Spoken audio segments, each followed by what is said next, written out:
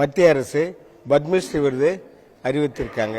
இந்த மத்திய அரசு இந்த பத்மஸ்ரீ விருது எனக்கு அறிவித்தமைக்கு மத்திய அரசுக்கு நன்றி சொல்கிறேன் மற்றும் மாநில அரசுக்கு நன்றி சொல்கிறேன்.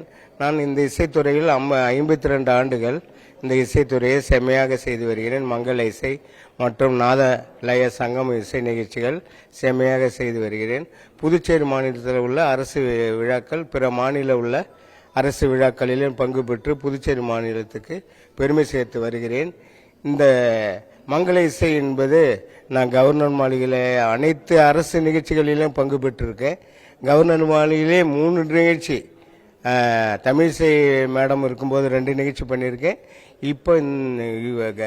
இப்போ உள்ள கவர்னர் ஐயா வந்த பிறகு ஒரு நிகழ்ச்சி, விடுதலை நாள் நிகழ்ச்சி ஒன்று பண்ணியிருக்கேன். எனக்கு அரசு நிகழ்ச்சிகள் நிறைய அரசு சப்போர்ட் பண்ணி மங்கள இசை நிகழ்ச்சி நிறைய கொடுப்பாங்க. அரசுக்கு நான் அது மகிழ்ச்சி அந்த நிகழ்ச்சியை சிறப்பாக செய்து வருகிறேன்.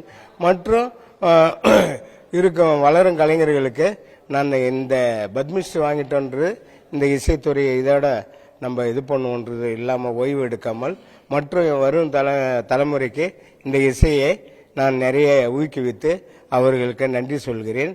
மோடிஜி ஐயா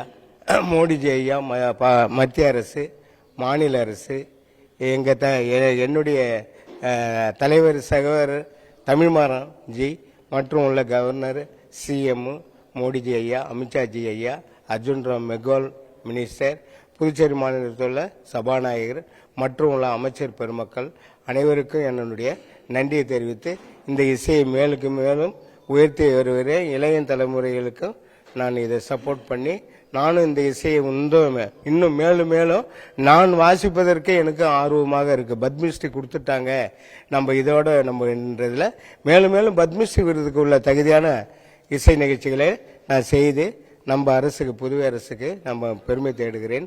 மத்திய அரசுக்கு, மாநில அரசுக்கு என்னுடைய நன்றியை தெரிவித்து வாழ்த்து தெரிவித்து நன்றி தெரிவித்துக் கொள்கிறேன். நன்றி, வணக்கம்.